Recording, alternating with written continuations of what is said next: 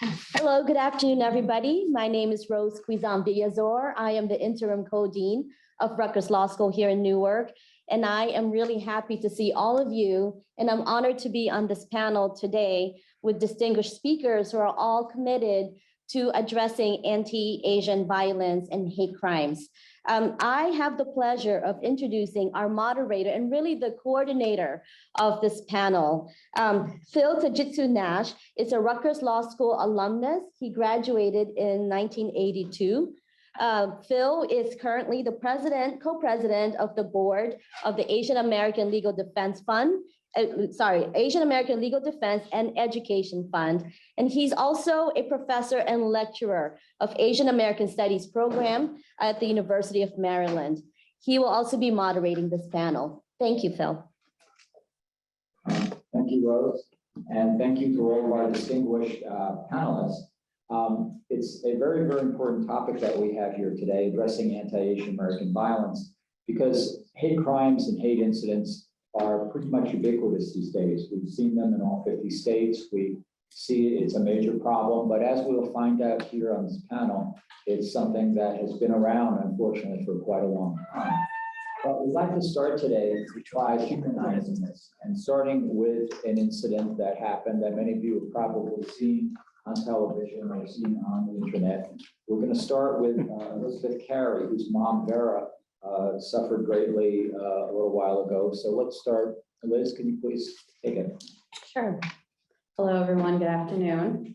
My name is Elizabeth Carey. On March 29th of 2021, I was sitting at home having my second cup of coffee while I was enjoying a Zoom meeting with my team. I was running my usual Monday reports when I realized I had missed a call from my mom. And as I picked up the phone to call her back, a text came through that said, "Call me, I was attacked." If I back up a little bit, my mother, Vilma, had immigrated to America from the Philippines in the 80s. She had accepted an opportunity to work at the Philippine consulate in Chicago as a trade representative.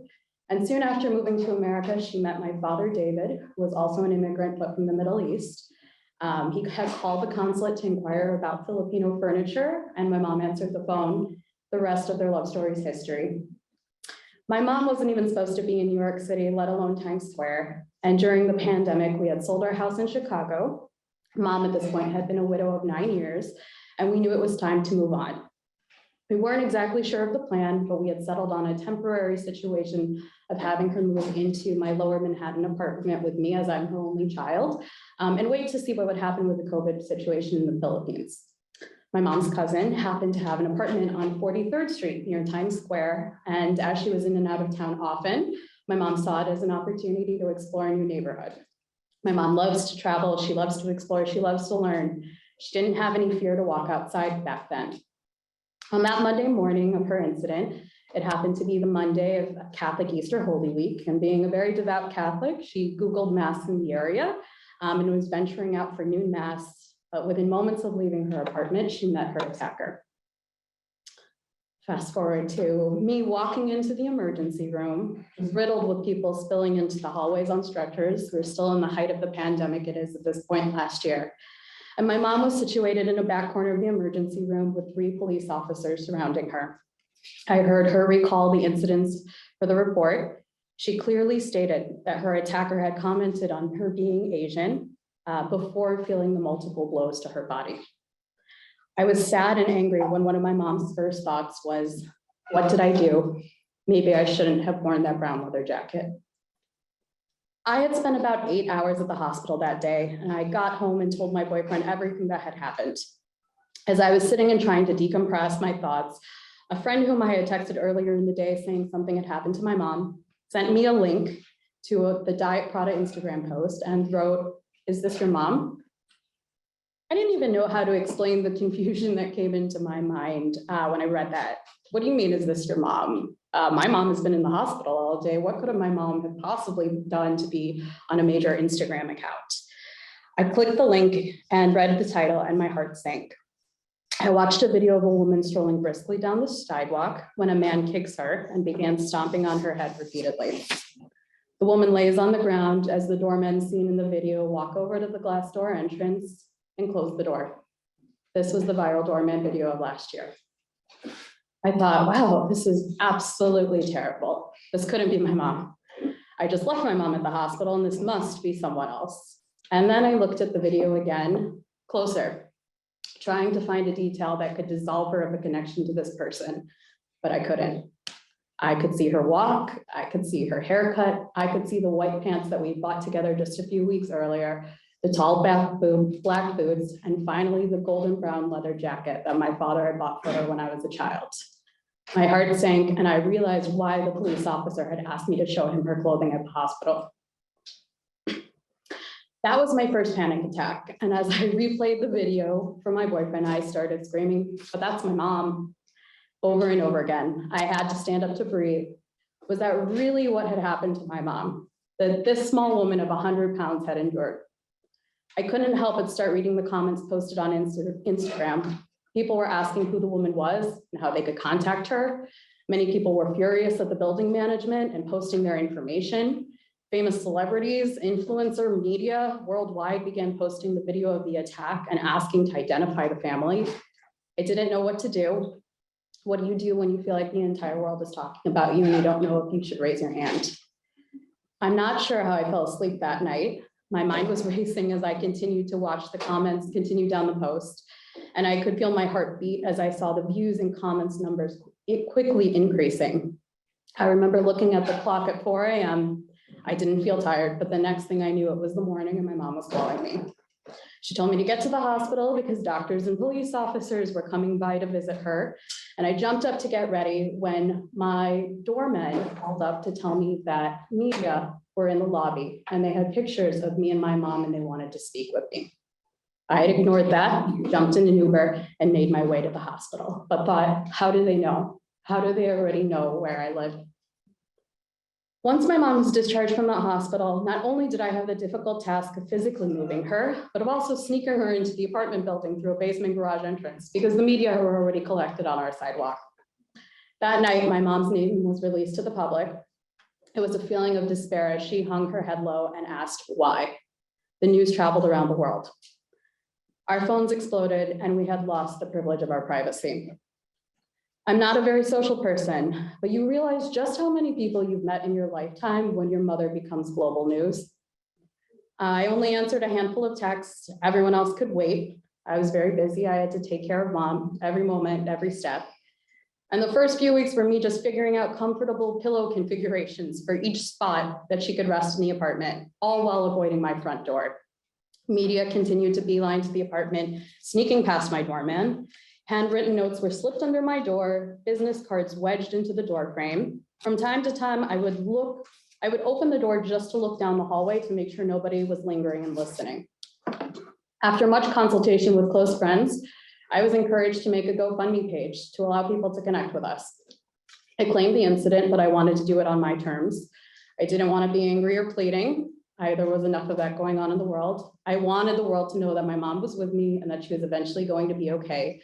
But most importantly, I wanted to dissipate some of the anger and show the world that there was one good Samaritan that had stepped up and called out to her attacker, ultimately diverting his attention from my mom.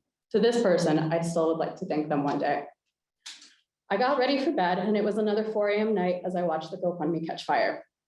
The next weeks were a whirlwind and I think I was exhausted, but I really didn't have the chance to stop. The daily to-do list was ever growing and the only time I found for myself was between 2 and 4 a.m. I would open my computer and read the beautiful messages from friends and strangers that had written me through the GoFundMe.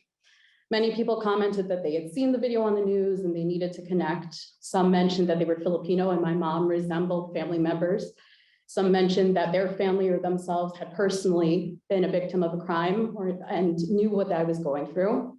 Complete strangers took their time out of their day to write me and it was my energy. I tried to reply as much as I could. My GoFundMe inbox became my most prized possession. It was energy. Whenever I became sad or tired, I would read the messages. And one message in particular stuck with me. I won't share all of the details of what was said, but the mother of the author of this email had been a victim of an attack in New York City in the 70s. The author herself was later a victim in life. And now she was writing me as an old woman, her attacker soon to be released, but offering me the comfort of knowing that someone who has been the daughter of a victim and a victim herself was there for me. She knew what it felt like and was there if I needed to talk. I was floored. And as I started to gain my strength, all I could think is, how can I share this feeling with other people? All of the other people that experience these things but never document them or report them. How can I show others and turn our pain and sometimes even embarrassment into something that can push us forward? Sometimes our vulnerability is our greatest strength. And with that, at 4 a.m., the idea of AAP I Belong was born. Through a flurry of emails with amazing friends, the legal terms were created, a website was built, a pop-up space was confirmed at the Museum of Chinese in America in New York City last May. A voice can be a catalyst, and I knew this was a moment when the world would be open to listening to mine. And it was as if a wall had come down. When people met me, they immediately wanted to share with me things that maybe they never even shared with their therapists. We talked about everything, all of the challenges. We talked about immigrant mentality versus American born, the embarrassment, disgrace, stigma that can be felt as a victim, the lack of willingness to seek mental health, the generational challenges, talking more about uncomfortable subjects with your family, the problem of coming from a culture with a strong reverence for its elders, but then needing to tell your elder what is best for them, the flipping of the caretaker role as our loved ones age. What I learned from our community is that we need support, but change starts from within. AAP I Belong was created as a safe place for the AAPI community and allies to anonymously share stories of encounters with anti-Asian hate, as well as words of encouragement.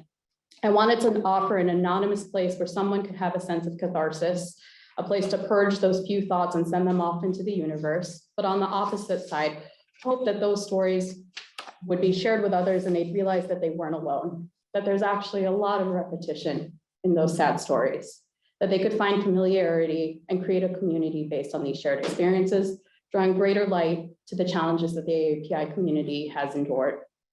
This project was also something to help with my mom's mental recovery. I was able to give her small responsibilities to help organize the project, and she appreciated the distraction, as it was also something to deflect from the constant media attention of being a victim of an attack. We were able to make something out of the incident and believe that if God had given us this challenge and protected my mom, that there must have been something we're supposed to do with it. And this is how we built our community. Each day I meet someone new and learn about the people around me. This year caused me to stop and reflect on so many aspects of my life and find the value in what I consider most important. It wasn't a high-profile job or a great salary. It was the look and connections that I began to share with my AAPI community, to be inspired by others and try to pass forward the inspiration, and that every voice contributes to the community. And so I'm very honored to be able to share mine with you today. Thank you.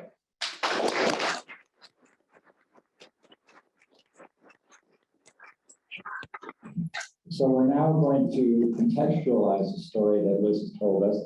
We have two very distinguished historians here. We have Jack Chen, who teaches here at Rutgers, and we have Dean Guizan Diazor, who is not only the dean here, but herself is an expert in immigration history and law.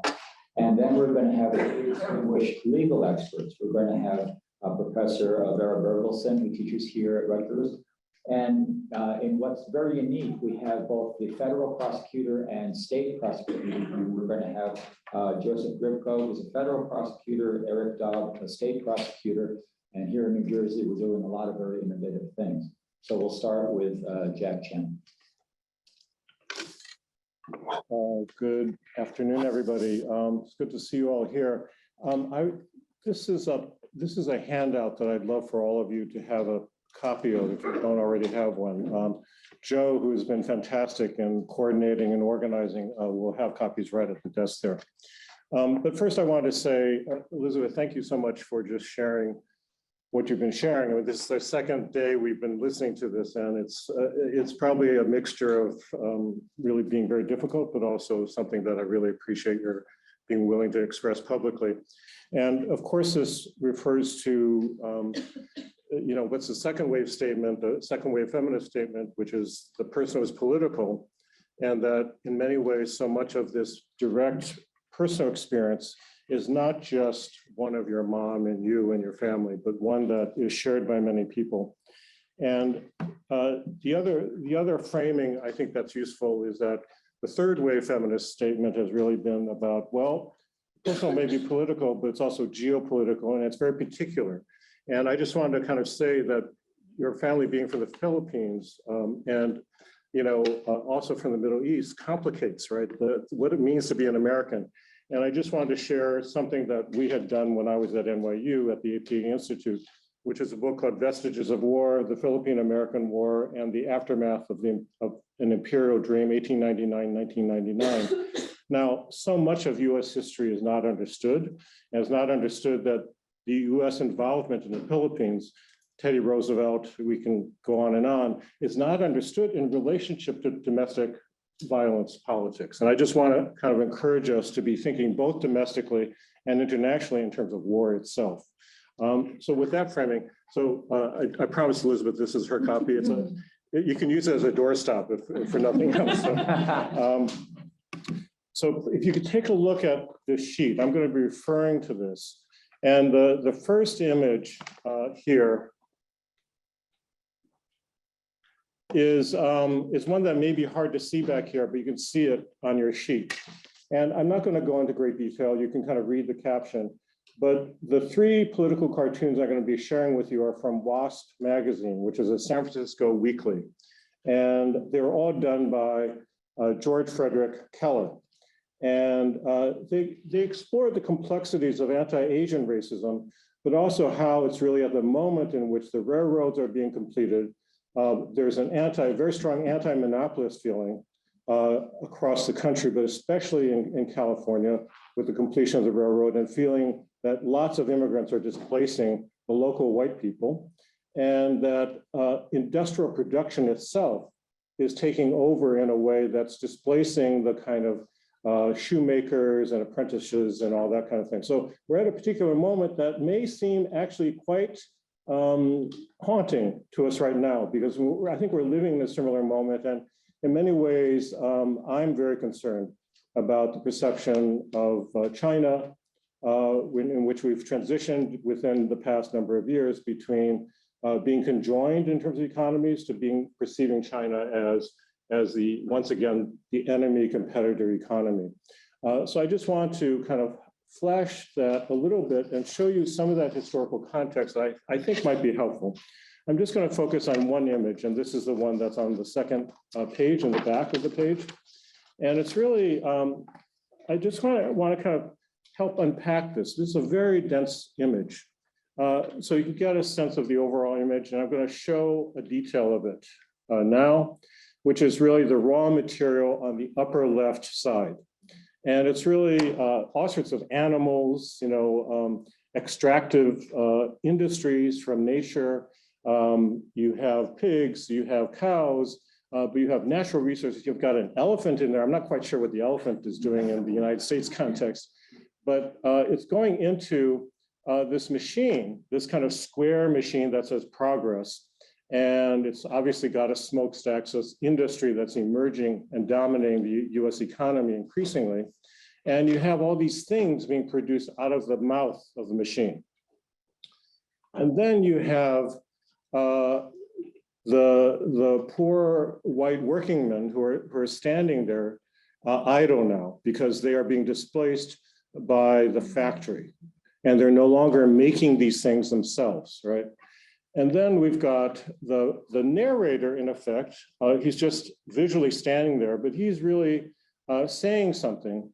And you see the white woman with the baby behind him. So there's also this threat to white womanhood, and also the family, the sacred white family itself. And this is all coded. The WASP magazine itself is important to kind of take seriously the name of it, because it was really intended as that, precisely that, white Anglo-Saxon Protestant.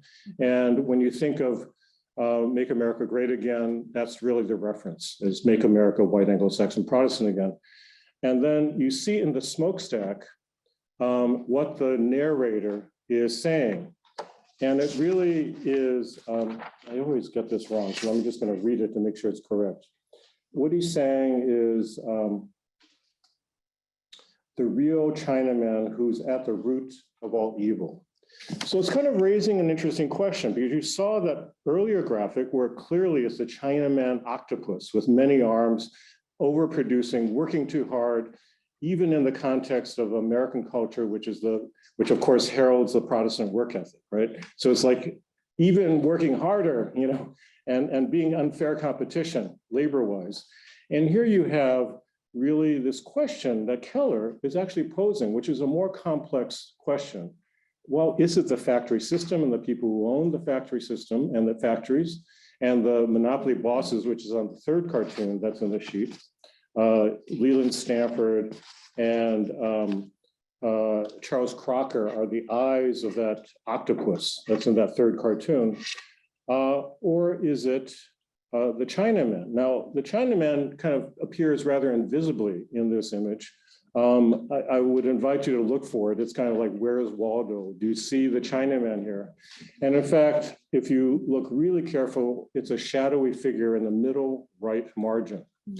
And this figure actually has a Q, which is the signal in the 19th century of the pigtail that was mandated by the emperor, the Manchu Empire, the foreign empire that mandated that all Chinese of Han backgrounds all men had to wear the pigtail, the Q. And it's really raising that question, is it that Chinaman that's in the shadows that's running the machine, or is it the machine itself? And I just wanted to kind of invite this question because we're living once again through a cycle. And I'm saying that this is a latent kind of aspect of the political culture, what historians would call the political culture of this nation, but also of Western nations in relationship to the East, or the Orient, or the Orientalism is what Edward Said referenced it as. And that this is an unresolved, deeply embedded part of the culture that's always latent, and at sometimes it's not active, but at other times it becomes activated. And there's a book I've edited and written that's called Yellow Peril, an archive of anti-Asian fear, which really looks at the process in which yellow itself is a morphing kind of concept. We tend to think of yellow, it's kind of not used much anymore, but as East Asians. But in fact, yellow started out referencing those of the Middle East, of Arabs, as having somehow a phenotypically different kind of racial skin color. And then progressively moved further and further east as Western colonialism moved further and further east. So I just really want to remind us that we're not only a colonial culture of Britain, but the United States itself became a colonial, carrying on a colonial culture itself. And a lot of that is invisible, I think, in the kind of questions of law and legal presence, because the invisibility of the Anglo-American legal system is something we have to address. That's something that critical legal theorists have looked at, and also, of course, critical race theorists have looked at. So I just want to kind of say that there's a deeper context to the issues of violence and what happens in many instances and cycles of violence that happens. So thank you very much.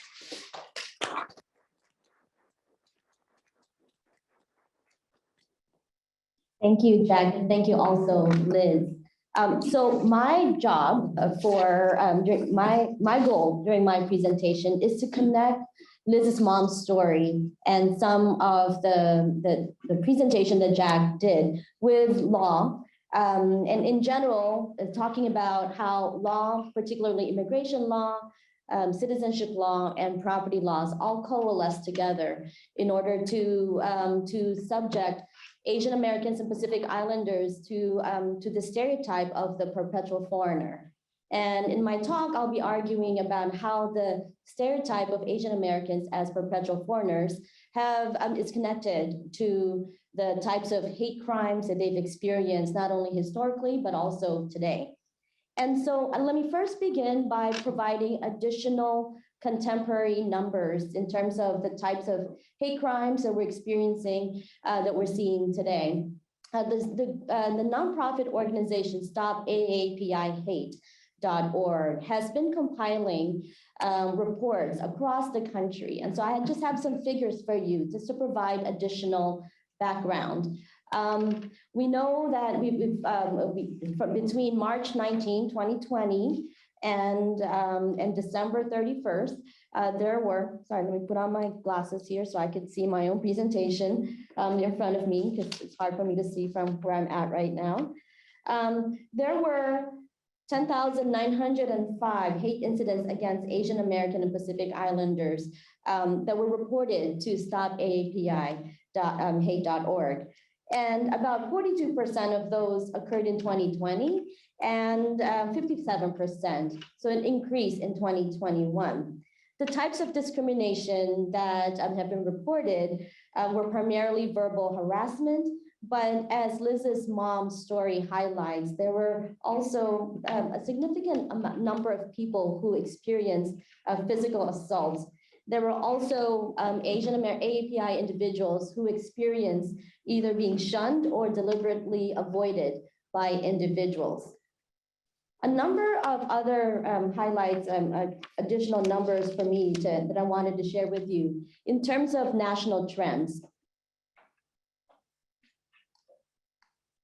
48% occurred in public streets, similar to what Liz's mom experienced.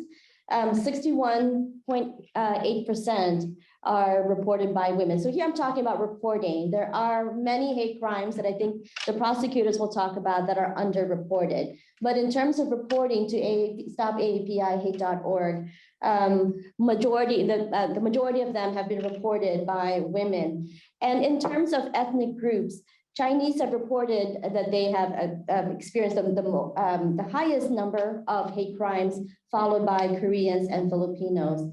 And with respect to states, California is #1, followed by New York.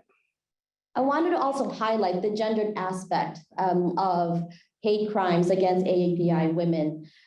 Here are just some examples.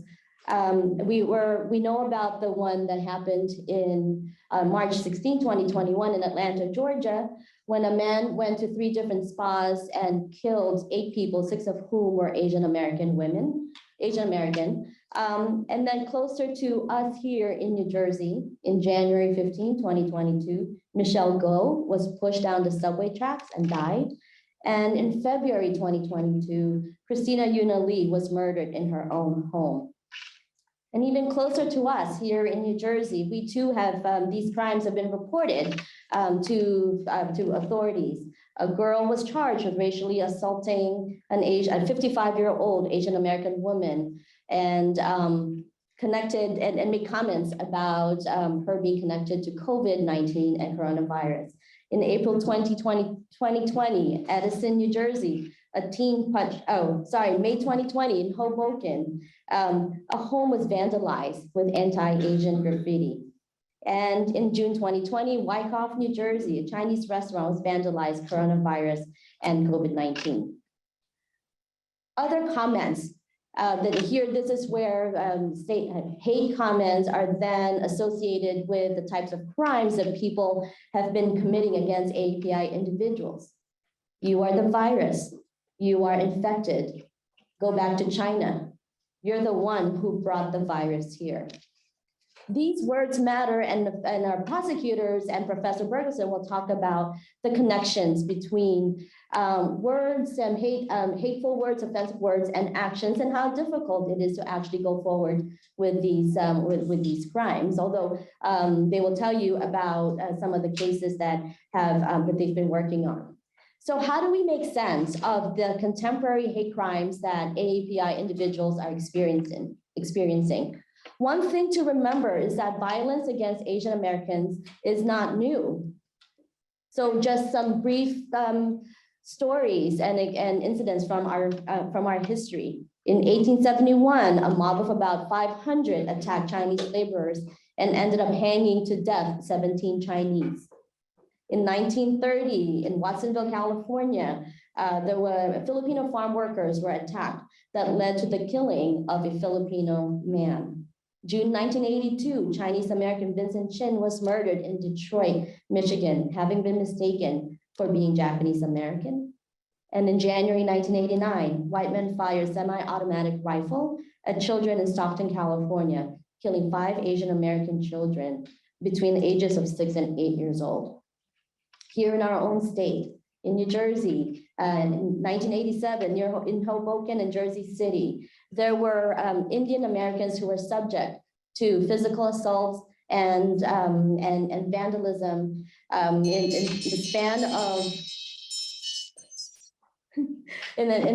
the span of a few months. And one of a group of attackers called themselves the Dot Busters and penned a letter to Jersey Journal saying, "We will go to any extreme to get Indians to move out of Jersey City." How do we understand what has happened historically, what is happening today, even in our own state? And here then I pose my argument that one way to understand what is going on today with respect to anti-Asian and hate crimes is the concept and the stereotype of Asian Americans as perpetual foreigners. I will present to you 3 different areas of law: immigration, property, and citizenship, that led to Asian Americans and Pacific Islanders being perpetually excluded, not only from our borders, but also within the American polity. Beginning first with immigration laws. There are multiple laws that banned Asian Americans and other groups of people from coming to the United States. I want to highlight 3 of them. The first is in 1875, the Page Act. The Congress passed this law that was designed to prevent unfree laborers and women for immoral purposes, but was primarily enforced against Chinese women because they were thought to be prostitutes. The 1875 Page Act laid a foundation for the broader Chinese Exclusion Act that was initially only applicable to Chinese who had not yet entered the United States, but did not apply to Chinese residents who were already residing in the United States, as in they were allowed to stay. And I'll talk in the next slide about how the law was changed. But I also wanted to highlight that in 1917, the Chinese Exclusion Act was broadened to ban all people coming from Asia from coming to the United States. The Supreme Court played an important role in constitutionalizing the Chinese Exclusion Act in the case of Che Chien-ping versus United States. And this was a case in which Che Chien-ping had lived in the United States for 12 years, chose to leave to visit family in China, thinking that he could come back because the earlier Chinese Exclusion Act excluded the law from being applicable to him because he is already a US resident. He left, and on his way back, Congress changed the law and said it applies to everybody, doesn't matter whether you're a former US resident or not. He challenged the law, and the Supreme Court upheld his exclusion and said that foreigners of a different race in this country who will not assimilate with us to be dangerous to the peace and security of the United States may be excluded by Congress. Not until 1965 did Congress lift all race-based and national origin barriers to immigration law. So you can imagine within this time period from 1875 up until 1965, Asians were being racially banned from the United States. And so that led to them legally being considered perpetually non-citizens or foreigners. The other set of laws are citizenship laws. And here too, citizenship laws are rife with exclusions on the basis of race. Many of us recall the Supreme Court's opinion in Dred Scott that rendered African Americans, both free and formerly enslaved, that they were denied citizenship. And the 14th Amendment overruled that particular holding from Dred Scott. But there were other statutes that also racially excluded other groups from citizenship. One is the Naturalization Act of 1790, which limited the right to naturalize to white immigrants. It got extended to persons of African descent in 1870. There were Asian Americans who challenged this law and lost. And so, for example, I'm presenting here 2 cases, Ozawa versus United States, in which the Supreme Court said he's not white because he's not Caucasian. 3 months later, the Supreme Court heard the case of Mr. Thind, who argued that as a South Asian person, he's technically Caucasian under the laws at that time, or the way that race was defined at that time. And the Supreme Court said, well, yes, you're Caucasian, but you're not exactly the type of white person that Congress intended. And so both Mr. Ozawa and Mr. Thind were rendered not eligible for citizenship. Yet again, also concretizing the view of Asian Americans as perpetual foreigners. In 1952, Congress lifted all race-based restrictions to citizenship. And then the last group of laws that I wanted to highlight are alien land laws. These are laws in which the states barred, quote, aliens from citizenship, quote, aliens who were barred from citizenship were not eligible to own land.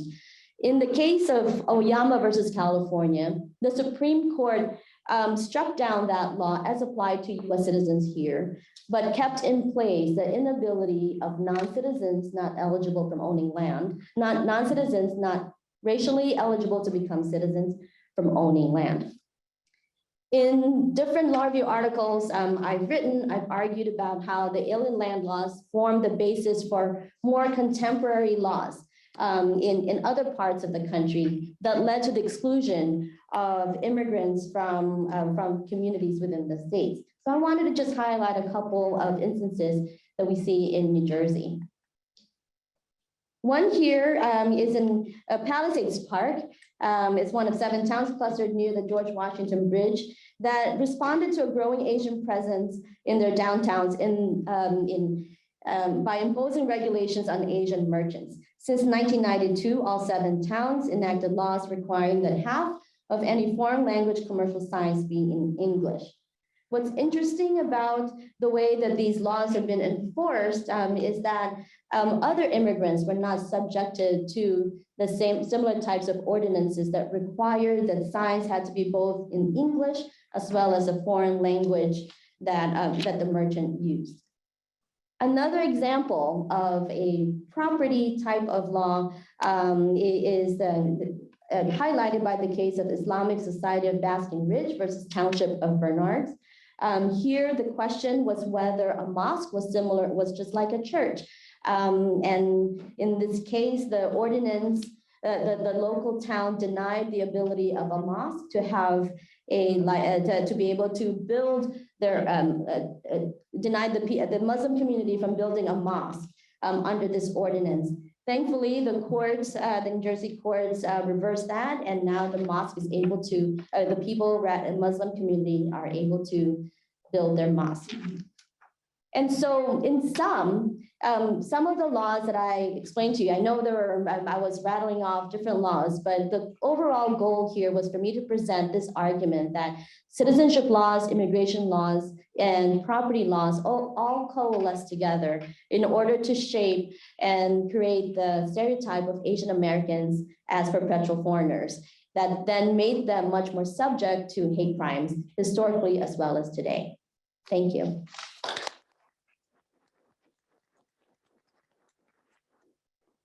Thank you, Dean Cuisinart-Villazor. Now, because this is a continuing legal education program, Perfect segue, thank you. we are going to. For our online audience, I just posted the first CLE code, which is culture, C-U-L-T-U-R-E. Okay, thank you, Jim. So this is a continuing legal education program, and so we are now going to have 3 distinguished legal scholars here. First, we're going to have Professor Vera Bergelsen, and then, like I said, a federal prosecutor view, a state prosecutor view. But even for the people who are not lawyers, I hope you'll listen, because these are innovative ways that the law has been used to address this important social issue. So, Professor Bergelsen. Good afternoon. I will speak briefly about the definition and elements of hate crimes, about the federal and state legislation, and about the requirements for conviction, including actus reus and mens rea of the hate crime. And then I will say a few words about sentencing. So hate crimes are usually defined as offenses committed against individuals or property, which are motivated in whole or in part by the perpetrator's bias against an individual or a group based on race, religion, ethnic or national origin, gender, age, disability, or sexual orientation. Usually, but not always, those crimes consist of 2 parts. One, there must be a crime, such as assault or arson, and 2, there must be the motivation against the particular group, at least substantial motivated, as most states would say. Most hate crimes are committed against a complete stranger by a group of strangers, and most crimes are committed by 2 or more individuals. Although the hate crimes have occurred through American history, legislation specifically combating hate crimes was enacted relatively recently, 50 years ago. The first Federal Hate Crimes Act was part of the Civil Rights Act of 1968, and it intended to combat racial violence against civil rights workers. So the statute prohibited actual or attempted or threatened use of force to injure, intimidate, or interfere with the rights of a person because of his or her race, color, religion, or national origin, and or because of that person's participation in one of the specifically enumerated activities, such as attending public school or public college, traveling interstate, being a juror, staying at a hotel, eating at a restaurant, attending a concert, and so on. That legislation was a very important first step in combating hate crime, but it was limited in its scope. It only protected minorities to the extent they were engaged in one of the federally protected activities. And also it did not cover crimes committed because of bias based on gender, sexual orientation, or disability. Among the most important congressional acts directed at hate crimes are the Fair Housing Act of 1968, which makes it a crime to interfere with the housing rights because of the victim's race, color, religion, sex, or national origin. In 1988, that group was extended to cover familial status and disability as well. Another act is the Hate Crime Statistics Act of 1990. It requires Attorney General to collect data about hate crimes based on race, religion, sexual orientation, or ethnicity.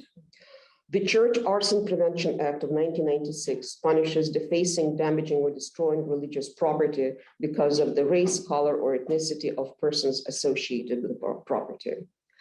Of particular importance is the Matthew Shepard and James Byrd Jr. Hate Crimes Prevention Act of 2009, named after two victims of hate violence. Matthew Shepard, who was tortured and killed because he was gay, and James Byrd Jr., who was murdered in the most horrific way because he was African American. This act expanded the protection of federal hate crimes to victims' actual or perceived gender, sexual orientation, gender identity, or disability. And it dropped the prerequisite that the victim be engaged in one of the specifically enumerated activities.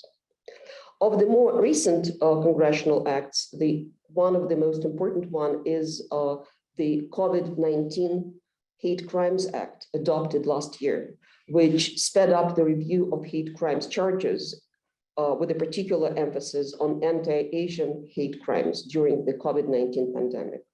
And finally, only 3 weeks ago, President Biden signed the Emmett Till Anti-Lynching Act, named after a 14-year-old boy who was tortured and lynched by a mob in 1955 because he was African American. This act expanded the protection of Hate Crimes Prevention Act to apply to the crime of lynching, defined as an act of two or more people in a conspiracy to maim or kill a person based on real or perceived traits of the victim as protected under federal law. State legislation also includes hate crimes statutes, and today most states, 47 states and the District of Columbia, have such laws. Although the state hate crimes slightly differ in the scope, most of them do one of the following things. One, they make bias-motivated intimidation a separate crime, or they automatically enhance the penalty for crimes motivated by forbidden prejudice, or they give a judge discretion to increase penalties when the crime is motivated by a forbidden prejudice. The majority of those statutes punish offenses motivated by a person's race, color, religion, or national origin. Some also prohibit crimes motivated by the victim's disability, sexual orientation, or gender. And just a few states prescribe crimes committed because the victim is homeless, because of the victim's age or political affiliation. When we look at the kind of conduct that constitutes hate crime, usually most of those would be assaults and vandalism. However, any crime can be a hate crime if it is committed because of this prohibited motivation. And many states punish any crimes, misdemeanors and felonies, where it is clear that the victim was selected by the perpetrator because of the victim's actual or perceived group identity. In addition, some states punish a perpetrator for intimidating a victim because of the victim's protected characteristic. In those states, for example, threatening to assault someone at a later date because they're Asian would constitute a hate crime. Property crimes are also included in hate crimes, such as institutional vandalism, such as destruction of cemeteries, schools, community centers, and houses of worship because of the perceived association with certain protected group. There is a thin line between hate crime and hate speech, and I'm sure my colleagues will speak more about that. But to give an example, for instance, take cross burning. If the cross burning is done on the perpetrator's property, it is protected hate speech. If it is done on the victim's property, it is hate crime, which can be prosecuted. The most difficult part of prosecuting hate crimes is related to establishing mens rea, because it involves not only the traditional requirements of purpose, knowledge, so on, but also, in addition, this motivation based on someone's immutable characteristic. And there is ambiguity about the connection between the hateful motivation and the crime itself. So for instance, if a racist perpetrator mobs an Asian man, but does that both because he wants to mob someone and because he is a racist and wants to hurt an Asian person, should that be sufficient for conviction of a hate crime? As you will hear later, many states would say yes. Another question is, should the perpetrator be convicted only if she had purpose of hurting or intimidating someone, or a lesser level of mens rea can be sufficient? And for example, in New Jersey, the bias intimidation statute initially anticipated 3 levels of mens rea, 2 related to the perpetrator, purpose and knowledge. So a person would be guilty of a hate crime if he acted with the purpose or knowledge of intimidating the victim because of race, color, religion, gender, disability, sexual orientation, gender identity, or expression, national origin or ethnicity. In addition to that, there was a 3rd level, which applied not to the perpetrator, but the victim. The statute allowed conviction if the victim reasonably believed that the offense was committed or the victim was selected because of the victim's belonging to one of those protected groups. That latter provision was later struck by the New Jersey Supreme Court as unconstitutional, but the former 2 provisions involving purpose and knowledge, they remain good law.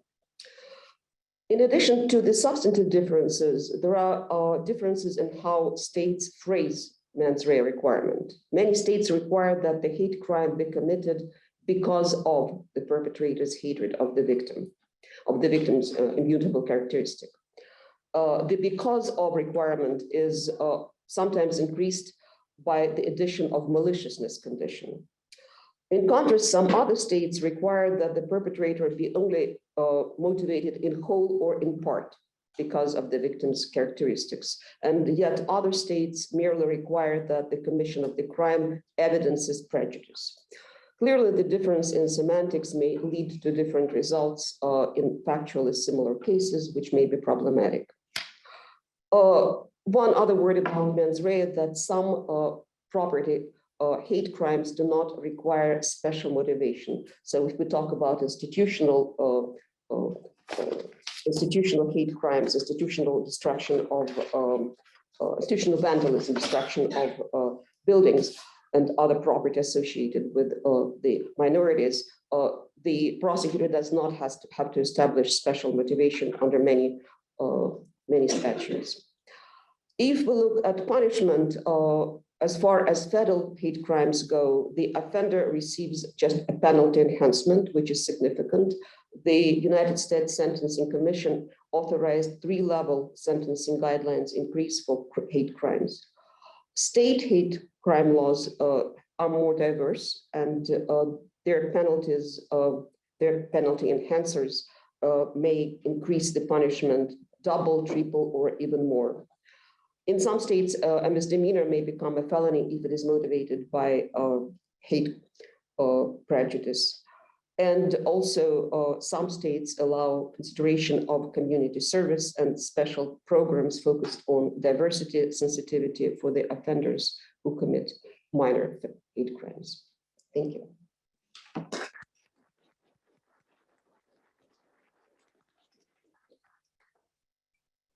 Good afternoon, ladies and gentlemen. I'm Joe Gripko. I'm an assistant United States attorney.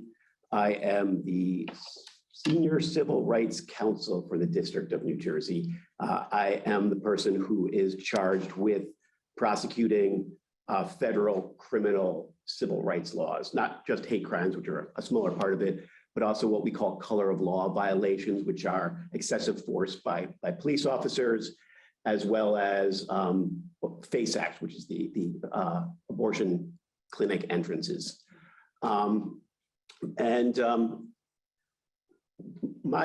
So the hate crimes that we do, and I'm going to overlap a little bit with what Professor Ferguson's just said, that we charge with regard to hate crimes are a bit of a patchwork. They are a patchwork because of the nature of federal law, and since all of you are lawyers, I can dig in a little bit about this. I actually speak about this. You wouldn't know it from the way I'm proceeding, but I actually speak about this to non-lawyers a lot, and this talk is going to be a little bit different. But as I think all of you know, in order to have a federal statute, there has to be a basis in the Constitution to provide for it. So the original hate crimes laws were presented in the 1870s, soon after the 13th Amendment, which abolished slavery in this country. And at that time, there was both a color of law passed, which is now Section 242, as well as an Anti-Hate Crimes Act, which is now Section 249 of United States Code 18. The Hate Crimes Act only prosecuted people based on the assaults or other violent attacks based on somebody's race, because that is what is contained in the 13th Amendment, prejudice against somebody based upon their race. Now, what the Congress believed race to be in 1870 was a little bit different than what we believe to be today. So, for instance, it wasn't just against African Americans or Asian Americans, but Jewish people and Swedes. They're pretty parochial back in the 1870s, apparently.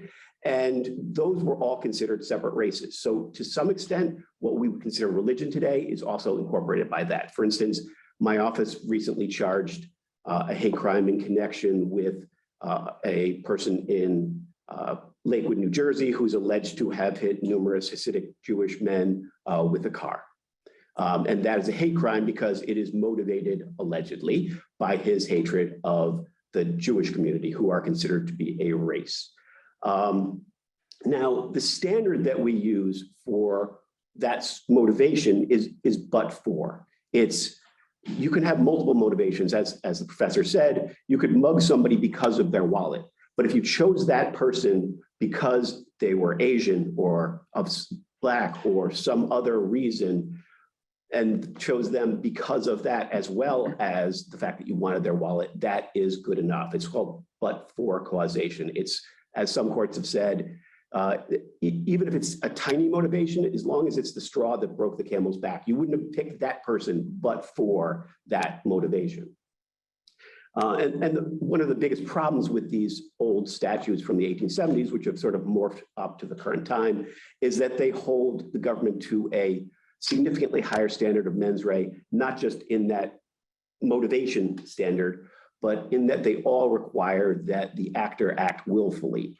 That is, that he has to know that what he is doing is wrong. It's not like if you hit somebody, you as you all know, you anticipate the natural consequences of your action, right? If you do something, you anticipate the consequences. In these cases, we have to prove that they knew what they were doing was wrong, illegal essentially, and that they did it anyway. And this is a bigger factor in, say, color of law cases involving police officers, but it is still a higher standard than prosecutors ever have to face in any case other than these sorts of cases. Now, in the 1960s, the statutes that I was talking about were expanded. They were expanded basically by another statute which prescribed threatening people based on their race in connection with activities that are protected by the Constitution, and those are again a patchwork of activities. They are voting, engaging in schooling, the Fair Housing Act, which is largely a civil case, but a civil statute allowing for discrimination corrections in housing, but there is a criminal aspect to that. And of course, the Commerce Clause, every lawyer's favorite things. And if they affect interstate commerce or they affect another activity, then a threat made to somebody based on their race or religion or sexual orientation or gender or any of a number of factors can be prosecuted. And the reason for that is that it's no longer tied to the 13th Amendment, so it's not tied directly to race. What is a threat under those statutes is somewhat narrower and somewhat broader than I guess what most people would think. First of all, it's broader because, as the professor mentioned, it doesn't just require speech, because a burning cross can be a threat. A noose in front of somebody's house can be a threat. That said, it has to be what the Supreme Court has described as a true threat. That is a direct threat to somebody's physical well-being at the time. And that true threat is something very narrow. So at the beginning of this pandemic, there were a number of cases which involved Zoom bombings. And you probably read about these in papers. And Zoom bombings is basically where you're having something like this and it's being broadcast over the internet. And some jerks tap their way in and start screaming racial epithets and other things. And in those cases, those are generally not a crime. You have a First Amendment right to be obnoxious, to say horrible racist things, as long as they are not actually a threat. So generally speaking, we look at those cases, but they're generally not prosecutable as true threats. In the 1990s, as Professor mentioned, there was another expansion which involved property crimes. That is strictly limited to churches, mosques, synagogues, temples. If you commit a property crime, you deface it, say put a swastika on a temple or break windows of a church, you can be charged as a federal crime for those statutes.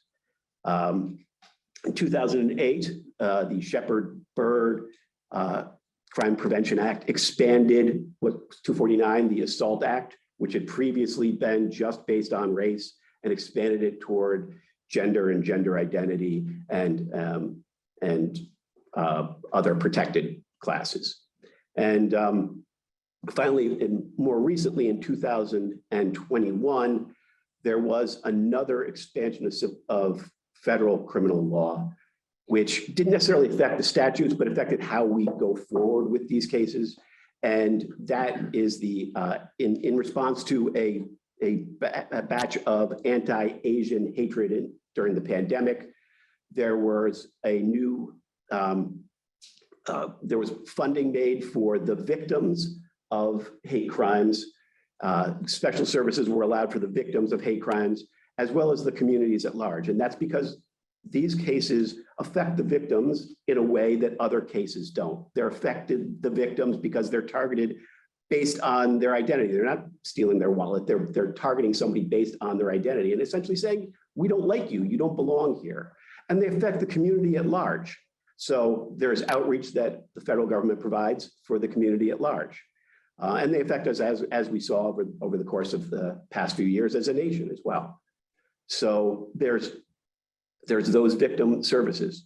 There's also, as part of that act, was collection of data has become a much more important focus of the federal government and state governments.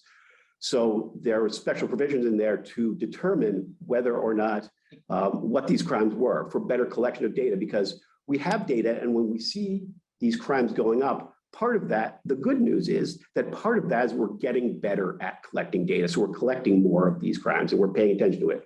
That's not all of it. They're still going up, but at least some of that increase is based on our collecting better data.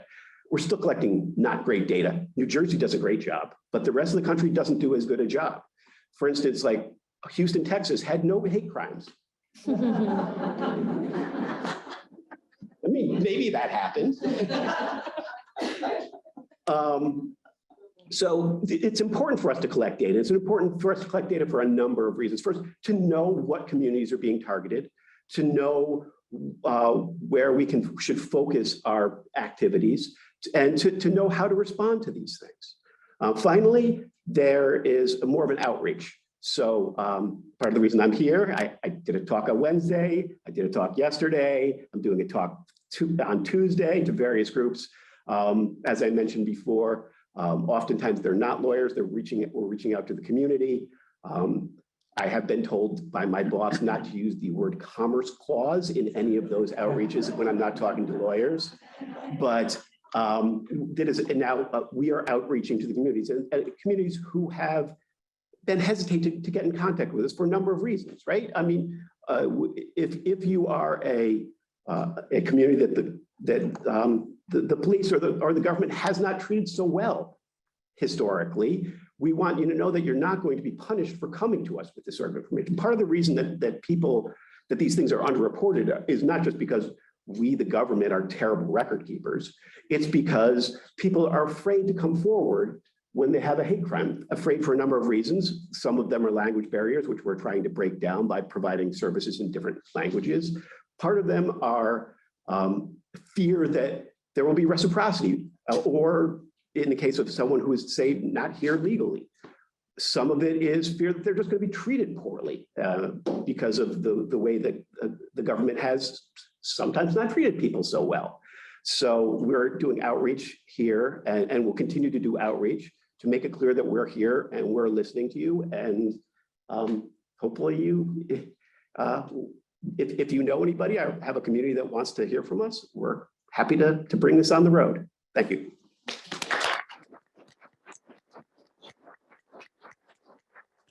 Hey everyone, my name is Eric Dabb. I'm the Chief Prosecutor of the Specialized Crimes Bureau of the New Jersey Attorney General's Office Division of Criminal Justice, which houses the state's bias crime investigative unit. And our office is actually broken into several parts. We do primarily two things. One side of it does outreach and data collection, as my federal partner was talking about. And the other side does actual investigations and prosecutions of hate crimes. So I'm just going to talk a little bit, a little bit about both of those areas. New Jersey considers, and the past few attorney generals have considered bias crimes to be, if not the top priority, one of the two top priorities. And that goes back to Attorney General Graywall and continued with the more recent attorney generals that have replaced him.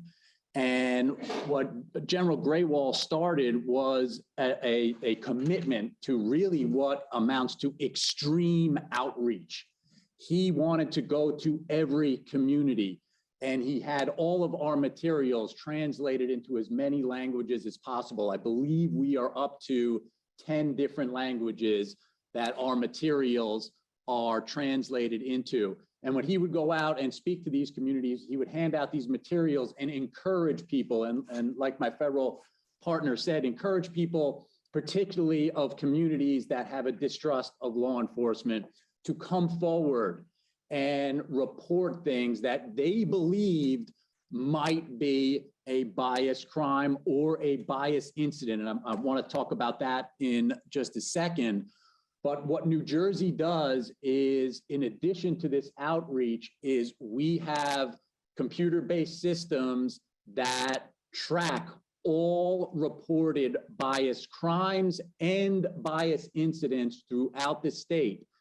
All bias incidents and bias crimes that are reported to a law enforcement agency, any law enforcement agency in New Jersey, and that goes for the Attorney General's office down to all municipal police departments, must make a report of the bias incident within 24 hours and put it into our statewide computer system called the EUCDR system. And those are then uploaded every day by both the county prosecutors and the Attorney General's office, and in our office and in all county prosecutors' offices throughout the state. There is a team of prosecutors and detectives that will review every single allegation every single day. And by allegation, what we're talking about is any complaint involving bias is reviewed by these team of detectives and lawyers to determine whether a hate crime may have been committed. And the reason why we are so committed to this data collection is because oftentimes the victim of a hate crime may not feel as though that was a hate crime, or maybe thinks, oh, I don't want to get involved in this. Maybe it was nothing. It is something to us. So we look at every one of them, and we may look at it and determine, actually, you may think, or you may decide that this is nothing to you and you just want to forget about it, but you shouldn't, because an actual hate crime was perpetrated against you.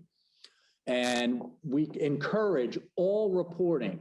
Now, not everything that we get every day is an actual hate crime. I just want to talk about this slide that I have up for a second. Each year, the New Jersey State Police collects all the data and releases a report on all the hate incidents and bias crimes in New Jersey every year. And I believe in the materials, there is a link to the New Jersey State Police website where you can look at this. This is actually an Excel spreadsheet with a number of pages. There are different ways that you can look it up. You can look up types of crimes. You can look up offenses by race, victims by race. All this is online and is compiled every year by the New Jersey State Police. And again, it comes from all that reporting that the Attorney General's office requires from all local prosecutors. So the two things that we collect in this information are bias incidents and bias crimes. Now, what's a bias incident? A bias incident is any incident between two or more people that involve any allegation of bias. And we encourage the reporting of that to police for two reasons. Like I said, so that we can determine whether a bias crime has been committed, but also so that we could recognize whether there are certain areas in the state that may be experiencing some type of racial incident where there are a number of incidents happening in a centralized location, and we can then conduct outreach to that community and try and stop any further development of that. In addition to bias incidents,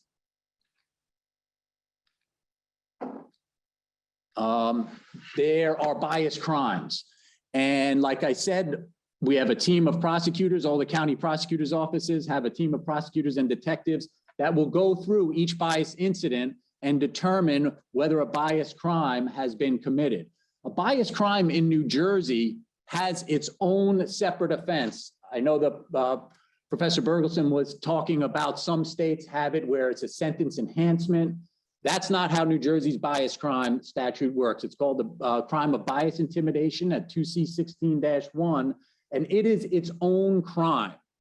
And the way it works is that if you commit a certain crime, and the list of crimes is here, it's in your materials, if you commit one of these crimes and at least some motivation is bias, then you are charged also with the separate crime of bias intimidation.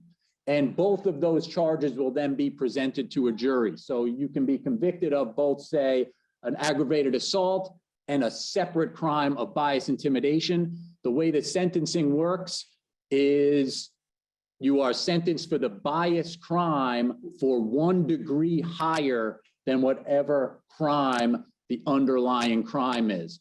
And the statute explicitly states that there is no merger for the bias intimidation statute and the underlying crime. So at least the state can make the argument that the sentences should run consecutively. So for those not involved in criminal law, that means that you will serve one sentence and then the sentence for your bias intimidation conviction would begin after that. So you basically, for example, if you have a 3rd degree theft, that would be up to 5 years. If you're convicted of bias intimidation in that threat, that would be 1 degree higher. That would be 5 to 10 years for that. So you could be sentenced to first 5 years on the theft and then a consecutive 10 years for the bias intimidation conviction. One of the things that was discussed previously is how much information we need in order to prove a bias intimidation charge. And the bias portion of it need only be a factor. It does not have to be the only factor. So for example, we had a case last year, may have been the year before, it was during the pandemic, where an individual confessed to attacking an Asian female, and he indicated that he really just wanted her phone. But in addition, during his confession, he expressed how much he disliked Asian people and said, why can't Asian people just give up their phones? So we charged him with the additional crime of bias intimidation for that one. So he was convicted of both robbery and bias intimidation. He pled guilty to that one. A number of cases that we have, again, these are the types of bias intimidation groups that we look at.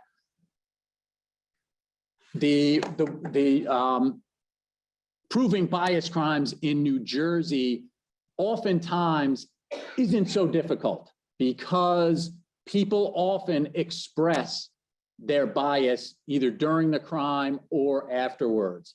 So it's those cases that are fairly, I won't say easy for us, but at least the charging of bias intimidation is almost obvious. The harder crimes for us is questioning and determining whether an actual crime has been committed. Now, a number of the cases that we see, as I said before, are bias incidents. So it may be 2 11th graders insulting each other. One person insults the other one using a racial slur. In fact, we just had one very recently where one person insulted another person, said that it looks like they shop at the dollar store, and the other person responded with a racial insult. So that we determined was not a bias crime. And that one was fairly easy. And the crimes where we have a confession or some indication that there's an obvious bias motivation, those are the easy ones in terms of prosecution. But there's a middle ground that is very difficult that requires the constant discussion by both prosecutors and detectives. And we often get calls from county prosecutors saying, we just can't decide what to do on this one. And it is a difficult one.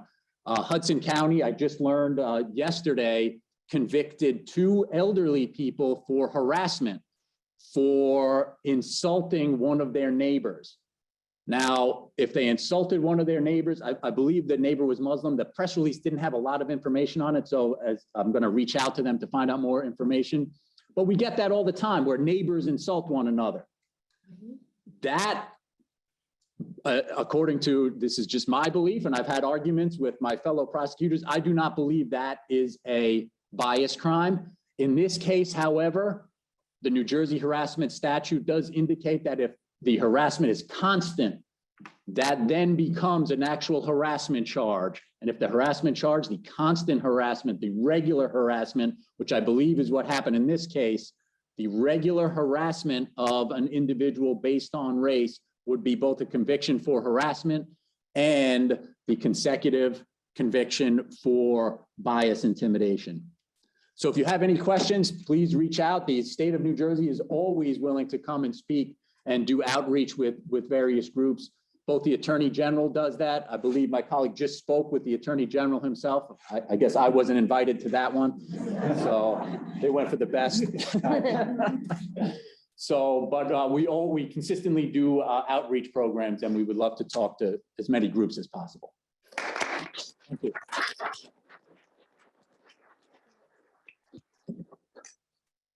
I'd like to thank all of our panelists, but in particular our two representatives from the prosecutor's offices, because it's very, very important. I've been working on the side of the community groups. I'll be speaking for ALDEF in a minute, but it's so great to have our public servants here who are from the federal and state level, who are doing a great job collecting the data, doing this information, and it makes it a lot easier for those of us who are out in the community fighting to deal with these issues. So again, let's have a thanks for us.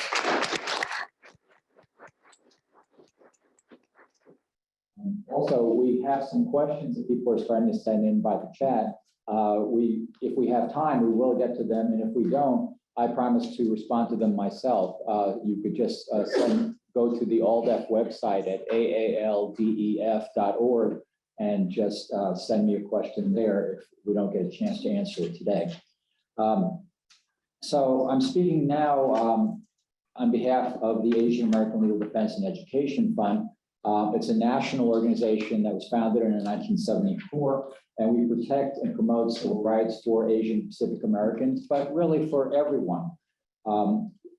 Anti-Asian violence, unfortunately, has been a major program area since the organization's founding. Back in 1975, Peter Yu was in a minor traffic stop, and the police escalated and hit him on the head, and there was a lot of blood. And actually, Corky Lee, who you may have heard of, very famous Asian American photographer who just passed away, one of his first photos that got major attention was a picture of Peter Yu being dragged away with the blood coming down his face. So we were involved in cases like Peter Yu's case, part of the coalition supporting the Vincent Chin family in 1982. In 1987, we were representing Dr. Kaushal Sharan, who was attacked by this group called the Dot Busters. Again, people who saw the dot that some Indian Americans have on their forehead call themselves the Dot Busters, committed a lot of crimes. We, since 2000, have assisted Asian Americans who were blamed for COVID and were targeted. And over the years after 9/11, for example, we represented the Sikh community, the Muslim community, the South Asian community, when they were targeted after 9/11. So today we have something called the Stop Asian Hate Project. And we see ourselves at ALDEF as being part of a social justice ecosystem. So again, it's something that functions where all of us are trying to protect the rights of the LGBT community, of women, of the elderly, of all different people of color. It's very important that we not just protect the rights of people who look like ourselves or worship in our own way. We have to protect the civil rights of every person. And this holistic approach has three parts: prevention, intervention, and legislation. And prevention really is something like this CLE program. We're trying to do community education. We want to get the word out ahead of time so that we get everyone thinking about these issues. We shouldn't have to be an Asian American standing next to, Liz's mom when she's being hurt. The doormen didn't have to be Asian American. They had to be a compassionate person with a heart. Seeing somebody getting hurt, they needed to get involved in some way. Intervention means what the digital people call burstable bandwidth. We have to, when something happens, when any incident happens, ALDEF is not just a small staff of attorneys. We have a great number of volunteers, great number of people who are out there that we work with on voting rights, on other issues.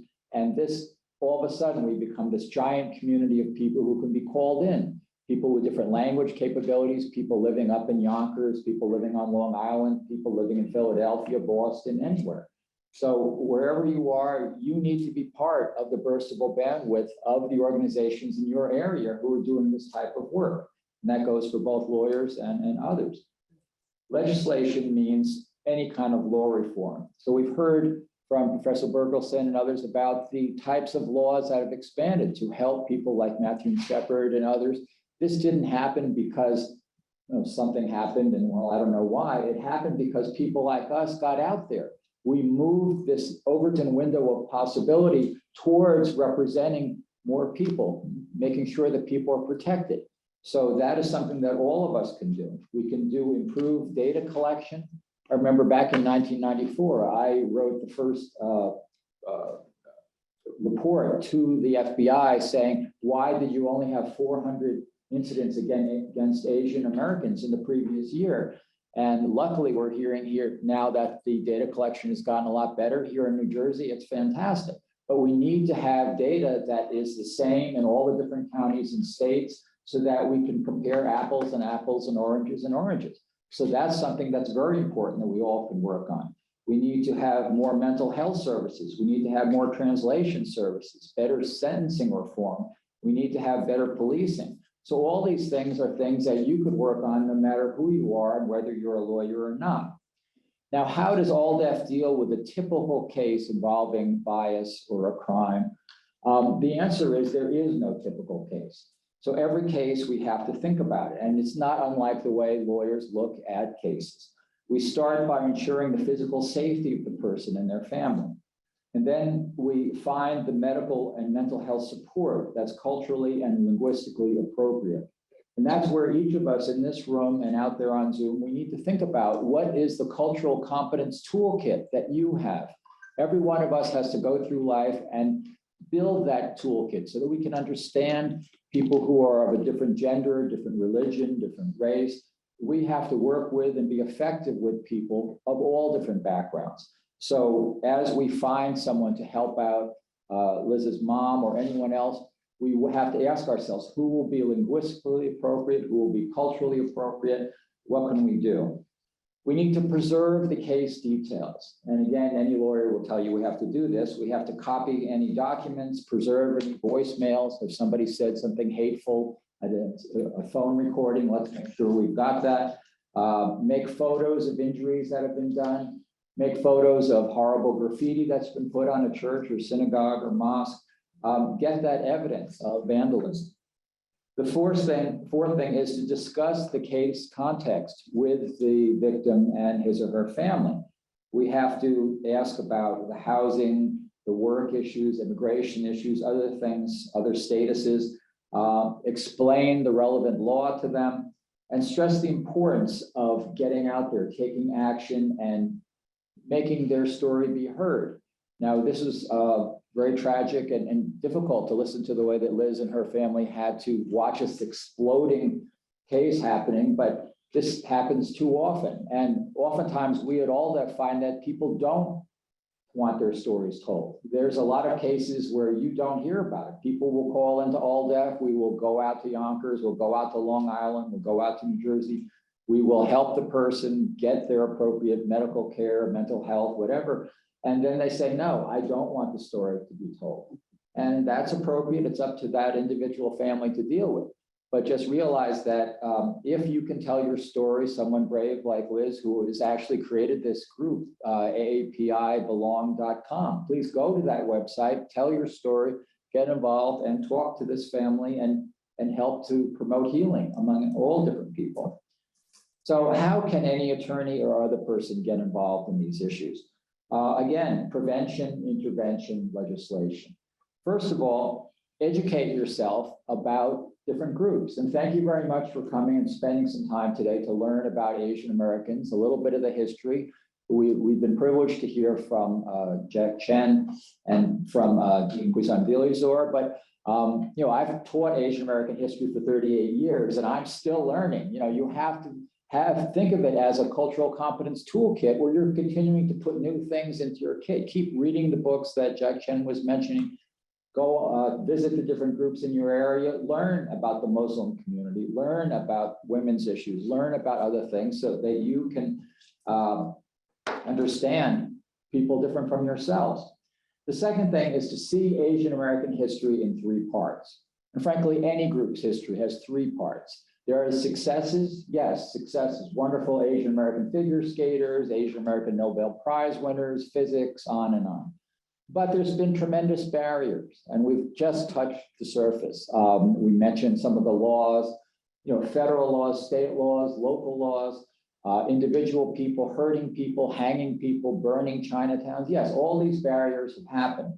But the third and most important part of any group's history is to think about the strategies they use to fight back and vindicate their own rights. And this gives a sense of agency to you and to me and to every person, because we are the stars in our own lives. We are the stars in our own community. Our communities deserve agency. And what that means is, for example, with Uniqlo versus Hopkins, we had some Chinese laundry owners in San Francisco. They were told they couldn't get a particular license. You had to have a stone, a laundry that would withstand the fires that they had in the peninsula in San Francisco. And yet they saw that certain white proprietors could get a license if they had a laundry that was made of wood. And they said, clearly, this is an equal protection violation. So there were no Asian American attorneys at the time. They hired white attorneys. They took it up through the state system, the federal system. They went to the Supreme Court. And now, if you are a lawyer in any equal protection case, if you're dealing with the LGBT community, the elderly, immigrants of any background, the case you cite is Uniqlo versus Hopkins. And that's because this is a vindication of the rights of an Asian American community of San Francisco in the 1800s, but now it stands for equal protection for all people.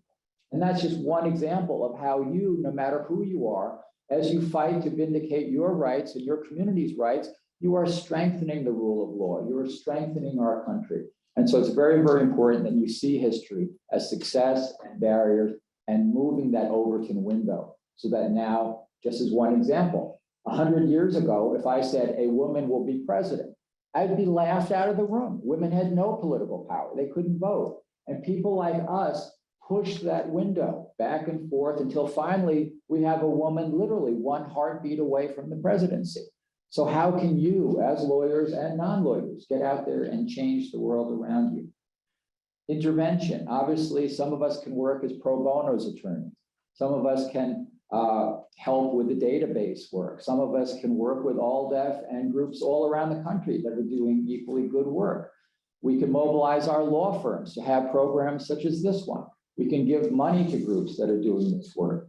So prevention, intervention, those are very important. And obviously legislation. How can we work in law reform? How can we think about the Matthew Shepard statute and say, is there another group that needs to have this type of statute on the state level, the federal level, or wherever? These are the type of things that I hope we will all do. So just to close, anti-Asian violence has been around for centuries. In fact, I had a class the other day, some of my students said, this is the worst it's ever been for Asian Americans. And what I did was I said, well, go to the board and write this down. One group looked at the 18th century, the 19th, the 20th, and the 21st. And after they had done that for 20 minutes, they said, boy, there's been some bad stuff at all times. And I took it one step further. I said, break into 6 groups, go to the board. 20 minutes later, we looked at the violence that had been perpetrated against women, against the LGBT community, the Black community, the Latino community, the Indigenous community, and the Asian American community. And they were not saying anymore that Asian Americans were suffering the most. They were saying, yes, this type of violence and intimidation and other things has happened against a lot of people. So I would like to leave you with that thought that we need to address these types of injustices and violence against all different groups. Unfortunately, we don't have time for questions because I would like to close by bringing it back to Liz Carey. And it's very important that we as lawyers and others remember that there are people who are affected. So Liz, can you please close for us? Of course. Well, I just want to thank everyone for their participation and all of the words they shared today. I mean, with everything I talk about, and I think what we hit on is just the fact that it's empathy, right? And if my voice today could help you think about another perspective and be able to look at one another, I mean, for our nation as a sake, be able to take a perspective and think about the other cultures and people around you. I think that's the goal of this. We are in a university of all places, of course. We're continuing to learn. It's an evolutionary process. There's no end to it. When I think of back when I went to university and I had to apply and check a box for what was my identity at the time, and that was one of the hardest boxes to check. And I remember sitting with my mom thinking, what would benefit me the most to be accepted? And unfortunately, that's not the way we should look at it anymore. As we know, in 30 years from now, who knows what that identity box will look like. So I invite all of you to keep learning, to keep thinking, have empathy and create it for those around you. So thank you all for joining us.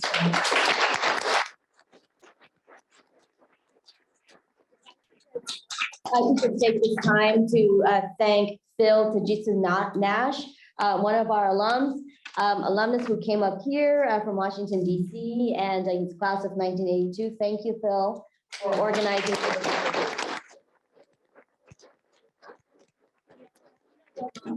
Came here today, he is the class of 1994 from Camden, but he's one of ours now because we merged. Professor Ferguson, Eric Dabb, Professor Jack Chin for joining us, and thanks everybody for being here.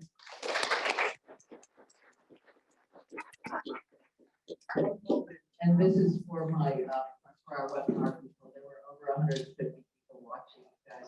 Wow. That's great. So, thank you to all our speakers. The last CLE code was stop agent hate. All one word, I don't care how you do it. Stop agent hate. CLE code. Thank you. If you have any questions.